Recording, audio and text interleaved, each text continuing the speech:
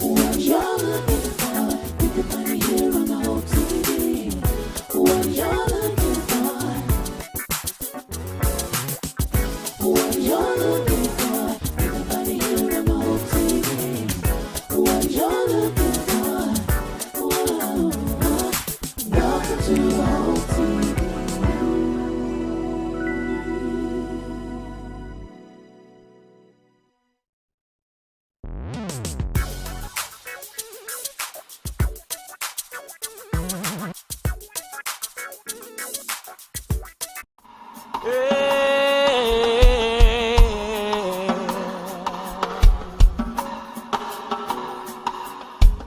He won't fail. I know he won't fail. I know he won't fail. All of your problems, all of your cares, all of your troubles, you can give it to Jesus. And all of your burdens, all of your cares, even your struggle, you can give it to Jesus. So he won't fail. He won't fail. He won't leave you. He won't. He won't fail. He won't. Come on, somebody sing. He won't leave you. He won't fail. Yeah, all of your problems, all of your cares, all of your troubles, you can give it to Jesus. Ooh, all of your burdens, all of your cares, even your struggles, you can give it to Jesus. So he won't fail. He won't fail. Somebody shout it out. He won't leave you. No, he won't fail. See, he won't fail.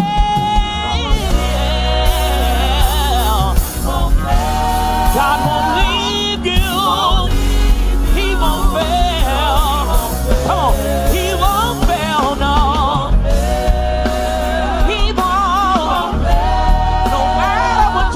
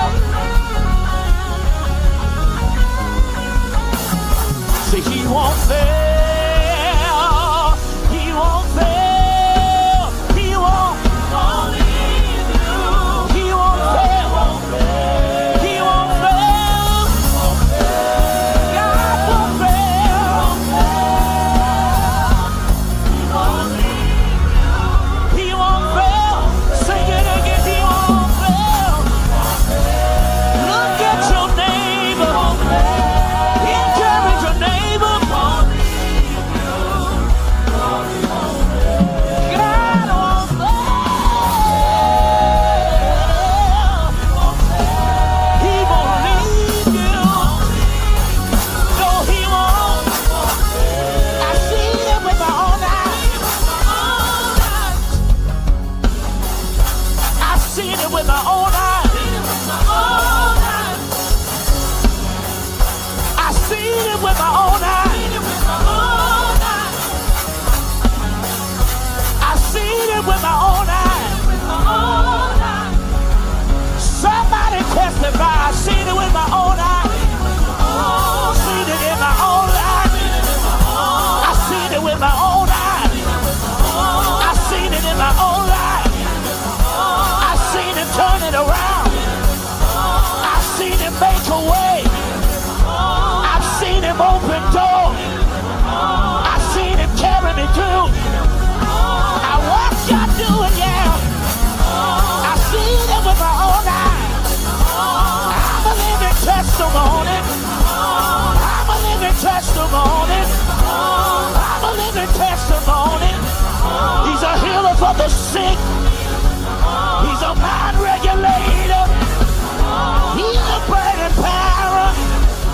He's a heavy load sharer. I seen it with my own eyes. I seen it in my own life. You can't make me doubt it. Know too much about it. He's a keeper.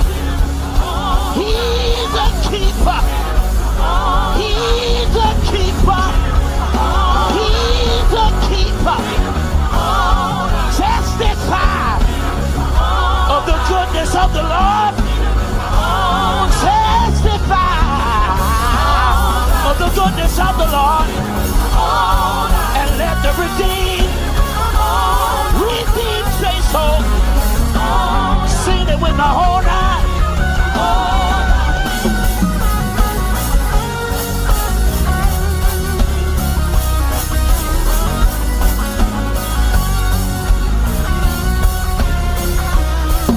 Somebody take a moment, open your mouth, and give God the loudest shout you got.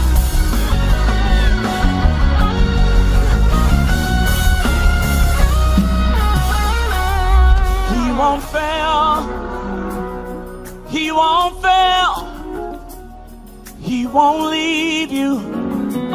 No, he won't fail. He won't fail.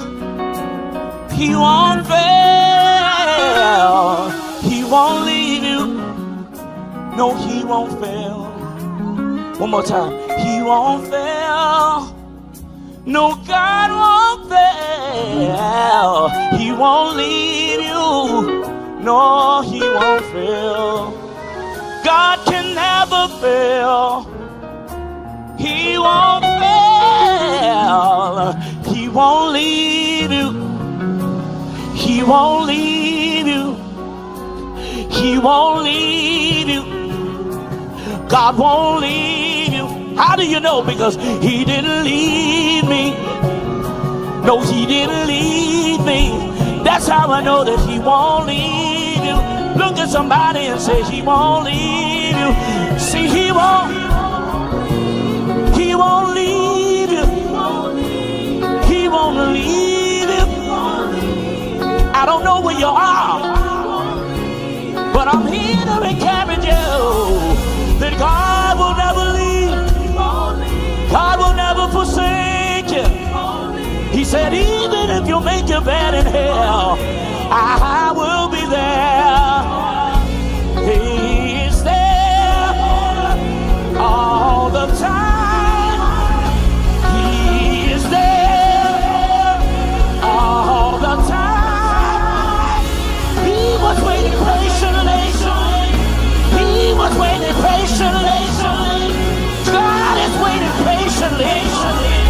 Waiting patiently in life. He won't leave you. He won't leave you. No, he won't fail. God is able. God is able.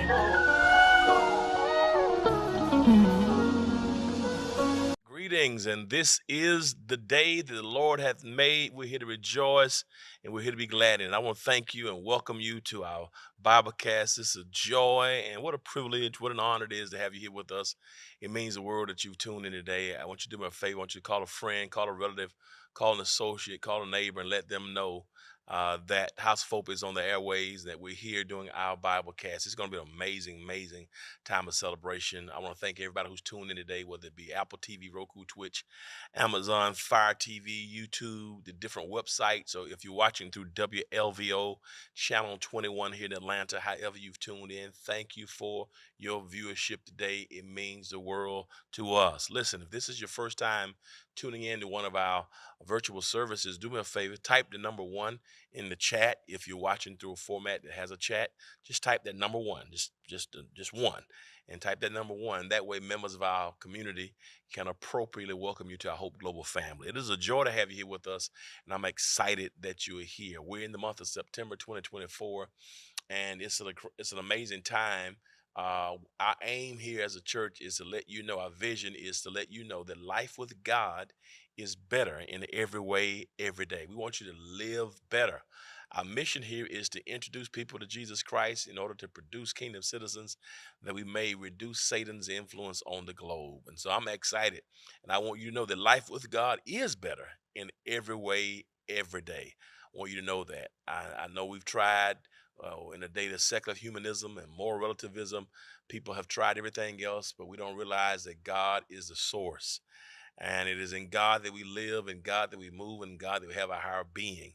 We need to have a higher view of God to really understand who God is and how to appropriate God in our lives. And so life with God is better.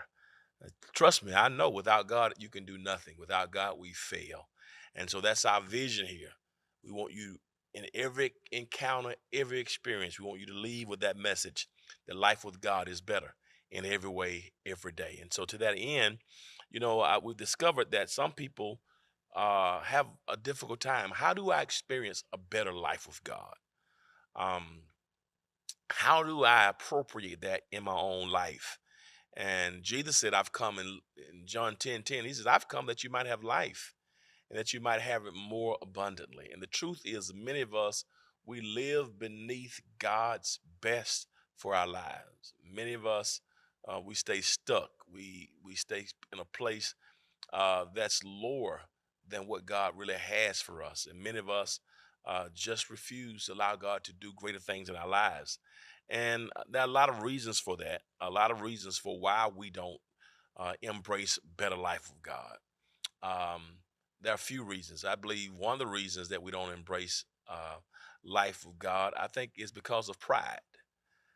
Many people feel that they've arrived, and when you think you've arrived, that there's nothing better that you can do to get better in your life, then what happens? You want to experience a better life if you already think you've experienced your best life.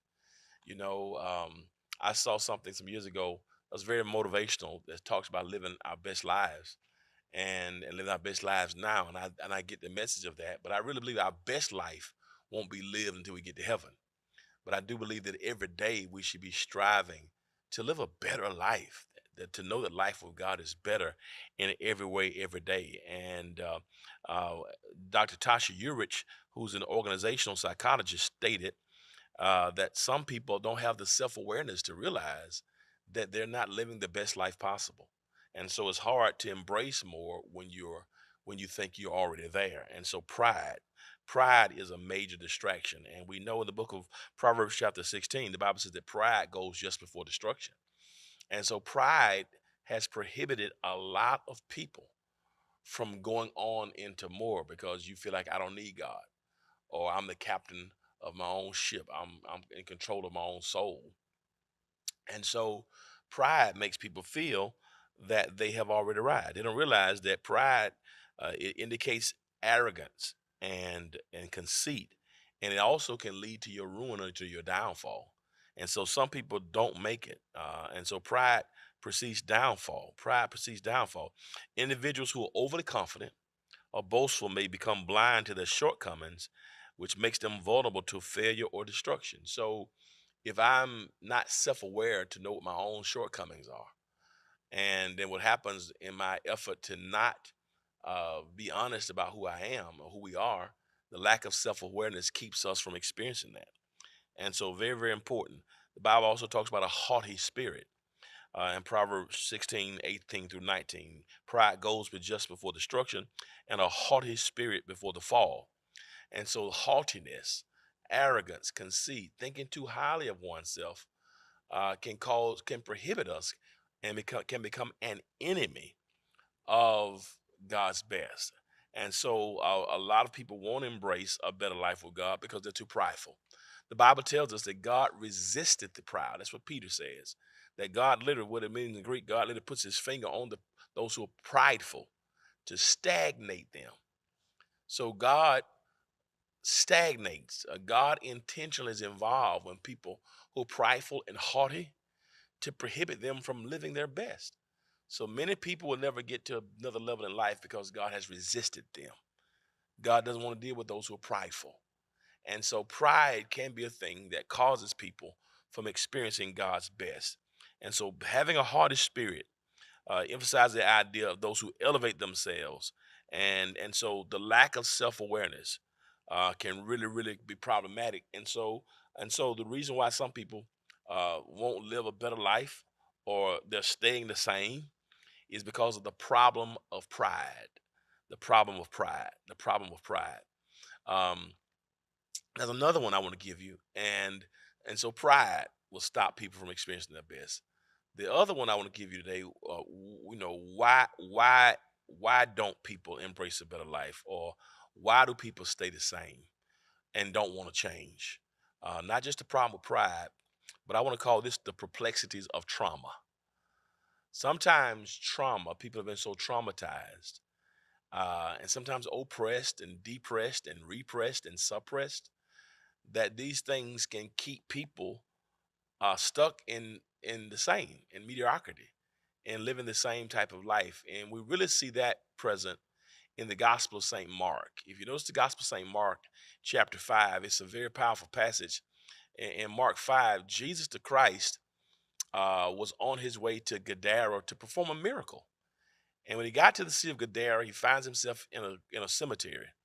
And the Bible says that in that cemetery, he meets a man named Legion, a man who was in the tombs and in the mountains, and he was cutting himself with stones. And this man named Legion, who was under this, had been bound with fetters many times, and no man could tame him, the Bible says in Mark chapter 5. Nobody could restrain him. He was in the mountains, cutting himself. I want to call him Mr. Perpetual Motion. He had self-destructive tendencies in the mountains, crying with a loud voice, uncontrollable, not able to be contained or restrained. But Jesus comes through a storm in Mark chapter 4 to get to this place called Gadara. And when he get to the Gadarenes, he meets this man out of the tombs. He made his dwelling in the cemetery. And what really struck me as interesting is when Jesus meets this man out of the tomb, he runs up to Jesus and he worships Jesus. He's demonically possessed, but he worships Jesus. And in Mark chapter 5, verse 6 through 10. So he acknowledges who Jesus is. He literally bows in worship to Jesus with all these challenges, with the demonic oppression and what was happening with him internally. It didn't stop him from worship, because even the demons in him recognized the majestic nature of who Jesus was. But what got me about him was he didn't mind worshiping, but he makes a statement that is very, very startling. And the statement that he made is, "What have I to do with you? Please don't torment me. Don't torment me." What is he saying when he says to Jesus, "Don't torment me"? What the demons in him are really saying is, don't bother us. Let us remain the same. To the extent where we will even worship you. We acknowledge you. We don't mind coming to worship, just don't change us. And I think that's a very good indication that a lot of times in life we want to come and lift God. We know who God is. If you watch award shows, you hear people almost 80% of the time somebody's gonna get up and give honor to God, give honor to the Most High. But the thing about that is it is not just enough to acknowledge God. It's not just enough to put God's name before your thank you speech, before you won a Grammy or won an Oscar, particularly if you're still tormented. So the question is, do you want to change? And so I believe that what keeps people bound, not just the problem with pride, as mentioned in Proverbs 16:18-19, haughtiness and pride, being prideful and being haughty, but also point two, the perplexities of trauma. This guy who has been bound with chains in Mark 5, suicidal tendencies, cutting himself with stones, often bound with fetters, nobody can talk to him, nobody will listen to him, up in the mountains, down in the valley, Mr. Perpetual Motion, self-destructive tendencies, right?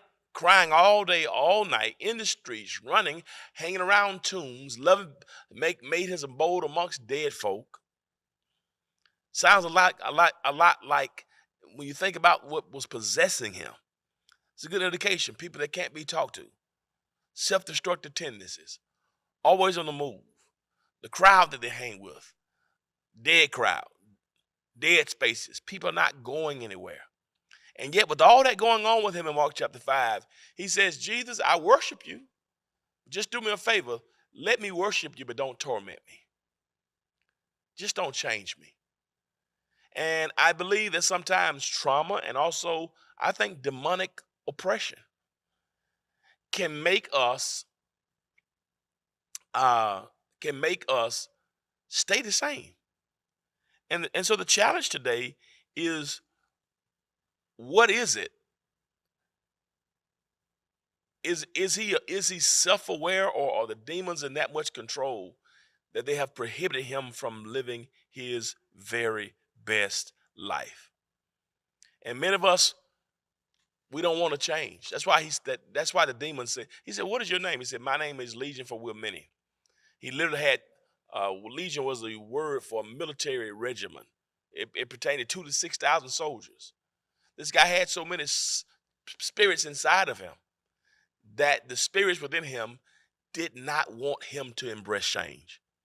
And then they said, Lord, okay, if you're gonna cast us out, don't let us leave this region. Let us go into the swine. We want to stay in the same place. That's a whole other. So even if you take us out, the man, don't change us.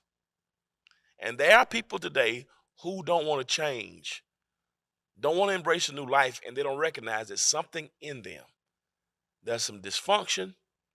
There's some things that may be passed down generationally, have kept us in a place where we don't live up to the best that God is offering. And so if you're like that man in Mark 5, are you tired of going to the mountains, in the valley, in the tomb, making decisions that keep hurting you, cutting yourself with stones? Your family's not talking to you. They're tired of talking to you. Your friends, people just kind of turn their back. They've given you over because the conversations don't matter. At what point will you take a look and say, that person said, Lord, there's some things going on with me. And until you torment me.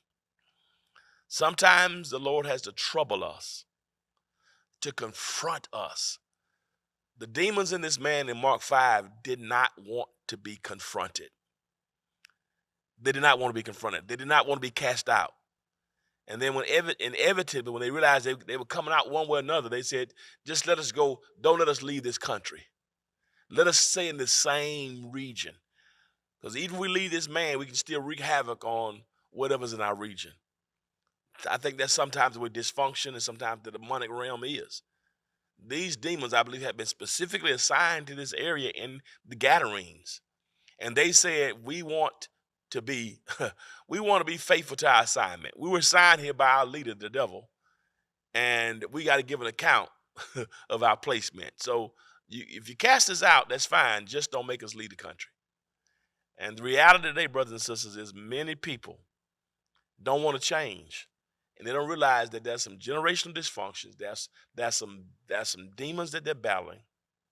And until you're willing to be confronted, whether it be what type of addictive demons are you battling? What type of destructive tendencies and destructive behaviors are we battling? The behaviors, the tendencies where we keep making the same decisions, revisiting the same old patterns, up to the mountains, down to the tombs, hurting ourselves over and over and over again, cutting ourselves with stones, uncontrollable, can't be talked to, but yet we don't mind coming to worship to lift our hands. Lord, I worship you, just don't change me. Lord, I worship you, just let me say the same. Lord, I'll say hallelujah, but don't take this desire from Hennessy, this taste from Hennessy from me. Lord, I'll come to church, but let me have my crack pipe at the same time. I'll call you master, but let me have my marijuana daily. What is it about? What is it? What are the things about us that may be destructive, leading us down a bad path? And we're trying to simultaneously balance our reverence for God with the self-destructive tendencies and stuff that is hurting us that we don't want to let go. What is it that you don't want to let go of because it's been the thing that has been carrying you?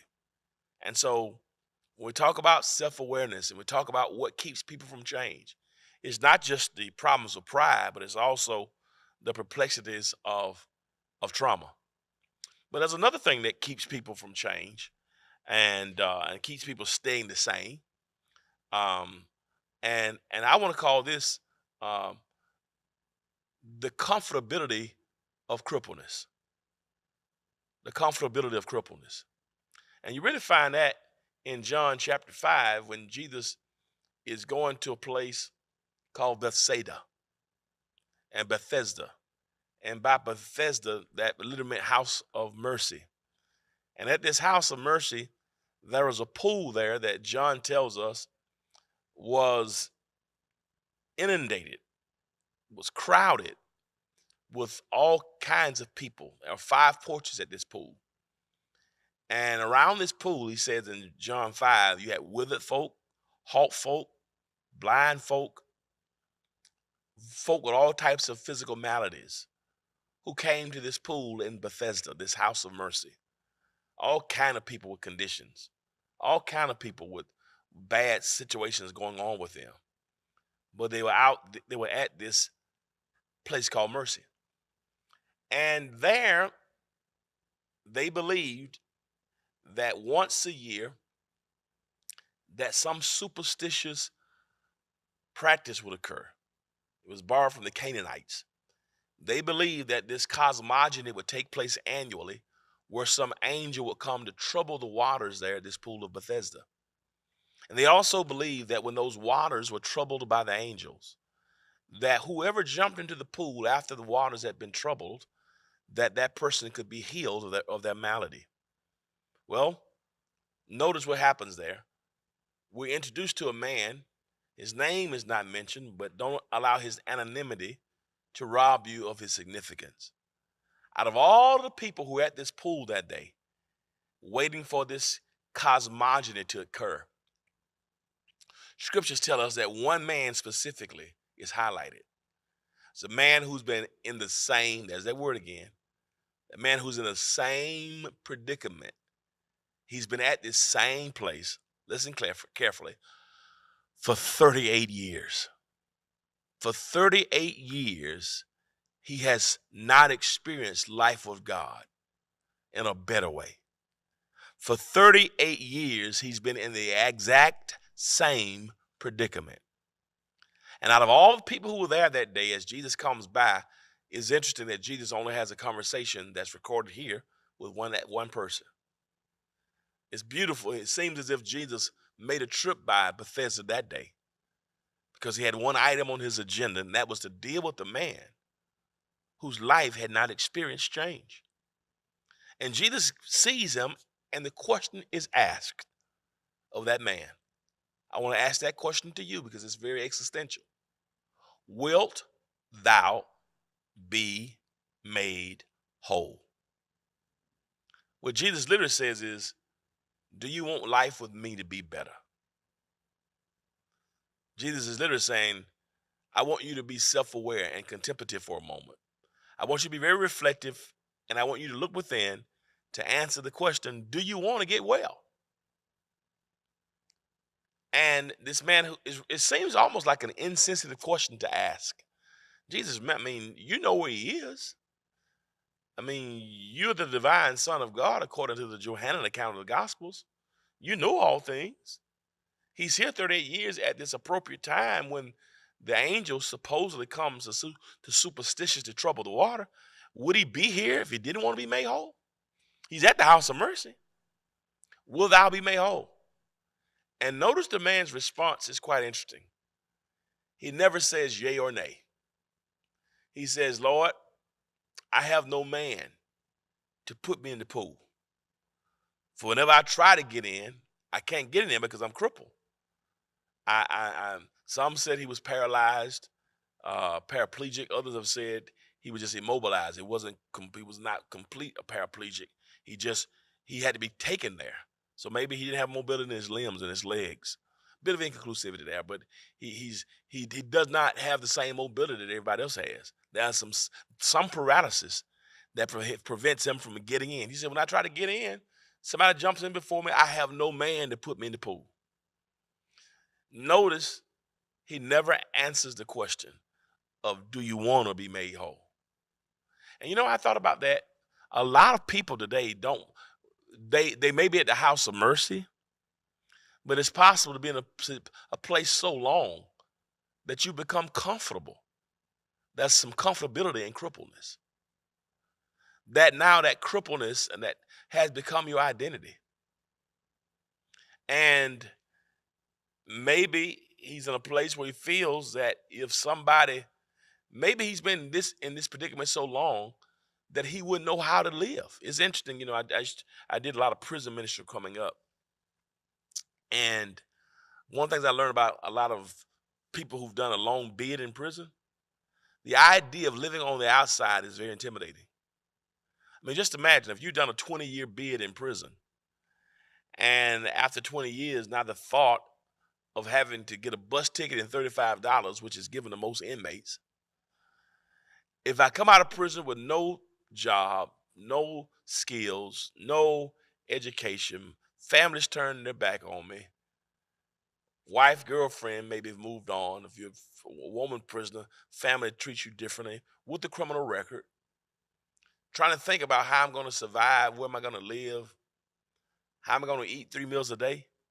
For some people, the thought of staying imprisoned is more comfortable than the fear of living on the outside.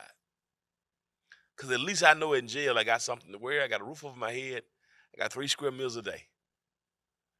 And I would rather stay in what has been confining than step out into the realities of what may be. Some people don't want to change because their crippledness has become their identity. My question to you today, to all of us, what areas in your life need to be changed? Do you want to be made whole? You know, there's a lot that's happening in our community. You know, there are a lot of men historically, and now even women, who the idea of relationships is intimidating. There are a lot of men who don't want to get married because they can't see themselves committing to one woman. The idea of monogamy for some is debilitating. Like, preacher, do you really expect me to get married and spend the rest of my life with one woman?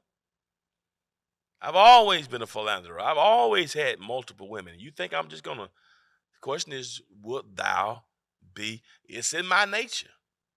You know, the men in Africa, you know, the polygamy was culturally acceptable. I hear you. But the question remains, wilt thou be made whole? Do you want to get better? Or are you comfortable in the thing that may be crippling and debilitating? I think it's a question we all have to wrestle with. What am I holding on to that I need to let go of, but my crippleness has become my identity? Am I like that man in Mark 5? I don't mind worshiping, just don't change me. I don't mind worshiping. Just let me keep hanging with the people I hang with in the dead places. You know, I don't mind worshiping you. I know who you are, Jesus. Just don't torment me. Don't change me. Don't you bother what's in me now. I lift my hands, just don't change my heart. Oh, I bless you and give you glory, but let me hold on to this bitterness, this unforgiveness. Yeah, let me sing in the choir, but still bitter and got hate and hurt. Stuff I haven't released from somebody who hurt me 10 years ago, but I give you praise. Oh yeah, I want to walk in Jerusalem just like John. Just don't make me walk with John and Johnetta down here. Oh Lord, let me shake your hand. I want to hold my hand. Just don't make me shake the hand of the person who is seated next to me. Oh Lord, I want to sing the heavenly choir. I just don't feel like singing the House of Hope's choir right now. I don't mind giving you glory. Just don't touch me.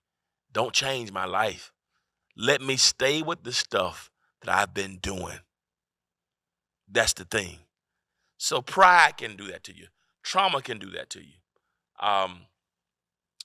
The comfortability with crippleness. And you know what Jesus says? He said, you know what? I see now that you have gotten so comfortable in 38 years that you don't know how to live other ways. So let's tell you what. I'm not going to touch you. I'm not going to spit on you. I'm not going to even speak to the stuff that's holding you back. I'm going to empower you. Take up your bed and start walking. I'm going to speak a word over your life about ability that you already had. You have been known based upon your palate that you've been laying on. Whenever folks saw you, they saw that palate holding you.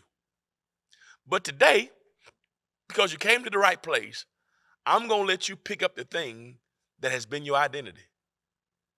I want you to take up your bed. Now I want you to carry it. So when people see you, they can remember, I'm the one who used to be confined to this. But now I can stand and boldly declare that life with God is better in every way, every day. That's the point I want to ask you. You know, stories told of and it's a joke, so please don't take it offensively. Stories told of a prophet who went to a healing service. It was a miracle service, and he saw a white man who was blind. He laid hands on the white man. The white man got his sight. Start praising God. He saw another man, an Oriental man who was deaf. Touched the Oriental man's ears, and the Oriental man could hear. A miracle. Folks start praising God. Then the healer, the faith healer, the prophet saw a black man in a wheelchair. That man was on the stage, and he saw the white man get his sight. He saw the Oriental man get his hearing. And when the prophet got ready to touch the black man in the wheelchair, he said, hold up, preacher, don't touch me. I'm on disability. In other words, don't change me, because if you change me, I may lose my check. That's what happens sometimes in life. We're so comfortable in our crippleness that I'd rather stay crippled than allow God to empower me to take up the thing that's keeping me stuck so I can live a life that's better in every way, every day. Last thing I want to give you is this. Last thing that keeps us from pride is, well, I want to call this the pretense of religion. The pretense of religion. In John chapter 10, Jesus is getting ready to wash the feet of his disciples. John chapter 13. John 13, he wants to wash the feet of his disciples right before he died. He gets ready to wash their feet. He takes a basin of water and a towel, and he's washing their feet. And when he gets to Peter, Peter said, no, you're too holy. You're not going to wash my feet. In an act of being religious, and Jesus said, tell you what, Simon Peter, I know you're trying to be religious and all spiritual, but if you don't let me wash your feet, I have no parts with you. Peter's looking at all the other ones getting their feet washed, and tries to really elevate himself above them. No, you don't. Don't wash my feet. I let you can wash these other peons' feet. They don't really reverence you like they should. I reverence you too much. I see you differently. He wants to kind of separate himself from everybody else. Like he's better than them. Like he's more spiritual, got more insight than the rest of them. No, you can't wash my feet. Watch these other ones. They don't know who you are. He said, I tell you what, Peter, well, if I can't wash your feet, I have no parts with you. He said, I tell you what then, wash everything. Wash my hands, wash everything. But it's really the pretense of religion. Sometimes people can be so pretentious in their religiosity that they think in the name of religion that they've arrived and that they're trying to be so supernatural that they're not being real. The reality is, don't you be so religious where religion gives you a pseudo view of your own religiosity, because that's also connected to pride as well. And so these are some of the things that can keep us the same and not living to the best of our ability. But I want to tell you something. If you've been like the blind man, if you've been prideful or haughty, if you've been like that man in Mark chapter 5 who wants to worship but just don't want to be changed, if you're like that man in John 5 who's been crippled so long that he's comfortable in it, or if religion has made you pretentious to make you think that you're really more than what you really are, and in an effort to be deep, you've really been dumb. Because only until we allow God to touch and wash all of us are we able to really become partakers of the promises that God has in our lives. Change is inevitable. Nothing is here to remain the same. God wants to take us higher. And so the question I want to ask you today is a question that we all need to answer very simply. Do you want to get better? And no one can answer that question but you. But if you want better, better is available. And my goal, our vision as a church, is to let you know that life with God is better in every way, every day. I speak better in your life. I speak that the traumas, the generational dysfunctions, the comfortability with crippleness, that even we'll deal with the pretense of religion and the pretense of being overly spiritual. That God will strip us from those things so we can stand before God pure, honest and transparent and vulnerable. Because it's in that transparency and that vulnerability that change can take place. I speak financially, relationally, in your spirit, in your emotions, in your relationships, on your job, in your business, that God will take you to another level of change and move you forward today. By the grace of God, may God move you forward. That you get better. Don't get bitter. Get better. And listen, life with God, it starts with Jesus. It starts with Jesus Christ. And today, let me invite you, if you've never accepted Christ as your Lord and Savior, to do that while you're watching. You can get your phone and text the word salvation to 678-201-1351. And you can begin your better life with God. Jesus came that you might have life and that you might have it more abundantly. Or maybe you want a church home and you want to be a part of a church. That's you right now while you're watching. You can text the word connect, whether you live in Atlanta or Alaska, Decatur, or Dubai, Stone Mountain, or Sudan. We'd love to have you here as a part of our Hope Global family. So if you want salvation, if you want to connect, or you just want somebody to pray with you as you're trying to navigate the same. And as Spencer Johnson wrote so eloquently, that I got to learn how to move with the cheese. God is trying to move you from glory to glory and faith to faith. And brothers and sisters, we cannot be what we're going to be and what we were at the same time. In order to have elevation, that's going to require separation, which means change. Don't allow where you are to keep you stuck in the same place. So whether it be the problems with pride, whether it be the perspectives of trauma, whether it be the comfortabilities with crippleness, or fourth and finally, whether it be the pretentiousness of spirituality, the pretense of religion. Today, don't allow those things to hinder what God wants to do in your life. Experience the better life with God. If that's you, just type in the chat, I want to live better. I want to live better. I want to live better. I want to live better. I got to leave you now, my friends, but maybe you've been blessed today and you want to share and be a blessing to the ministry. You see that we're touching lives all over the world. And it's because of your generosity that we're able to bring programming like this. It's because of your generosity that we've been able to touch people literally almost on every corner of this earth. Your generosity helps us to do that. And if you want to continue to support us, that we need your support, why don't you consider sowing a seed today? You can give by text to give. Information is on the screen. You can give by Cash App. You can give by Zelle today if you're watching. There's a QR code that you can scan there. It gives you other ways that you can give. If you want to give today through the website, if you're watching through the website, which a lot of our people do, you can click the giving link on the website and follow the prompts accordingly. Or if you want to send it through the P.O. Box, you prefer that snail mail, that's good. Well, however you feel comfortable. Our P.O. Box is P.O. Box 361-499, Decatur, Georgia 30036. Again, P.O. Box 361-499, Decatur, Georgia 30036. If that's you, I want you to give today. Give today and watch God do great things in your life. And my friends, in our effort for you to know that whether it be the problems with pride, whether it is the perplexities of trauma, whether you're dealing today, whether it's the comfortability with crippleness or whether it's the pretentiousness of spirituality or religiousness, change is inevitable. And we want to keep this lesson going. So I want you to keep chewing on this message, but also we have 3 other conversations that you can join in as we continue to flesh out this subject. On tomorrow, we're having a conversation in our Life Nights Zoom. It's going to be about theology and the theology of change. So that's tomorrow, September 12th. I want you to tune in.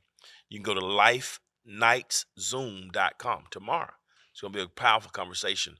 Also, we're going to come back on Monday, the 16th, September 16th, and have a conversation on change and relationships. How does staying the same affect us relationally? And then next Tuesday, we got hot topics, September 17th, related to change and the consequences of staying the same. Our aim is for you to know that we don't have to stay the same. Don't let it change. All right, my friends, I got to leave you now. But as always, remember this. I want you to know. Our goal is to let you know. My mission is to introduce people to Jesus Christ in order to produce kingdom citizens who will reduce Satan's impact on the globe. That's our mission. But our whole vision here is to let you know that life with God is better in every way, every day. Until next time, you be blessed. See you soon. Peace.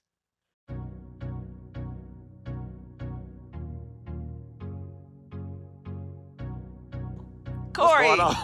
not too much. It's not easy being green, It huh? is not easy being green we and cream and black, I guess. Green and black was the...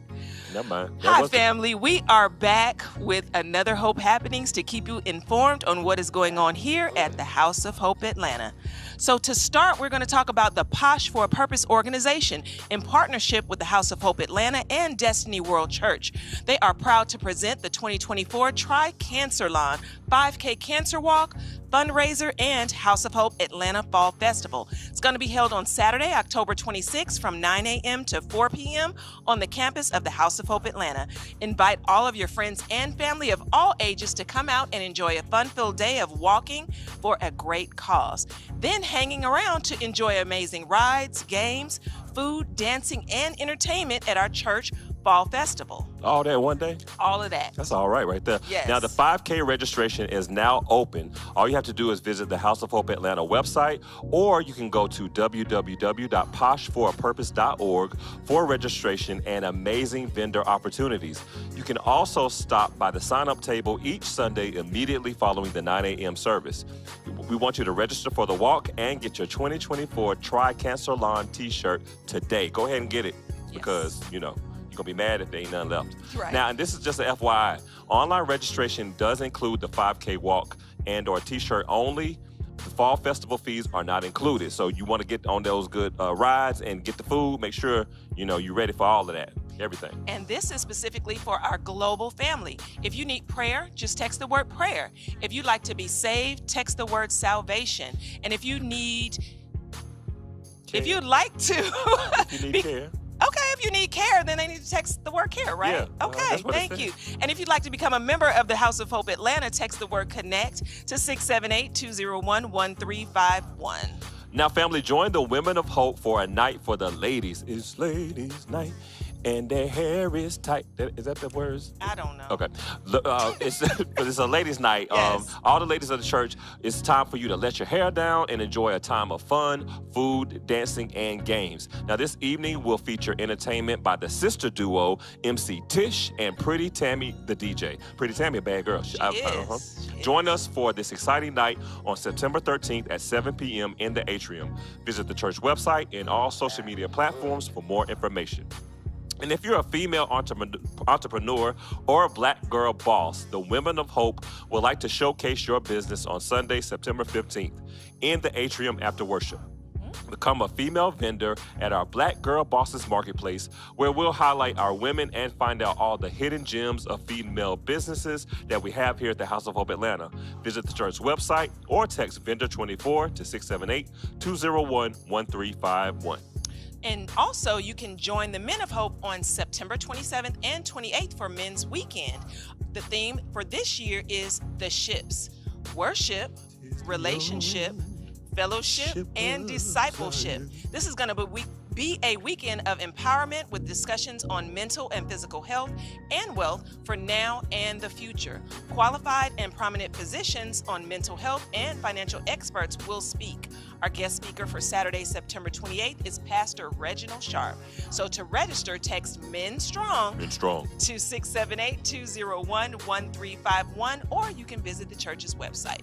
And we want all the men to join the Deacons Ministry of House of Hope Atlanta for the 14th annual golf tournament honoring H.F. Shepard and Danny R. Edwards on Monday, September 16th. Now, this tournament will be held at the Stone Mountain Golf and Country Club.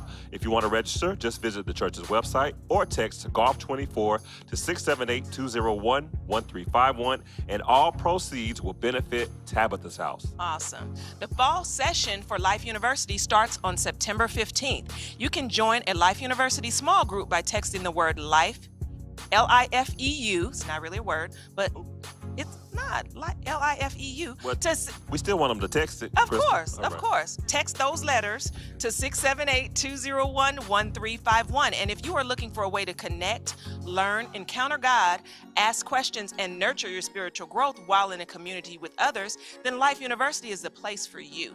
There are a variety of class times, dates, and small groups. And, well, I think that's our time That's it? for now. But Okay. remember that life with God is better in every way, every day. Be blessed. It's not easy being green. You remember that episode of Cosby Show? No. What? I'm just playing. Rudy wanted to wear that sweater, and they had played It's Not Easy Man. You don't remember Yeah, that? I do. I actually do. Yeah. Listen to 'em. Let me tell y'all something No. about my friend Crystal. We bring up old movies, old shows.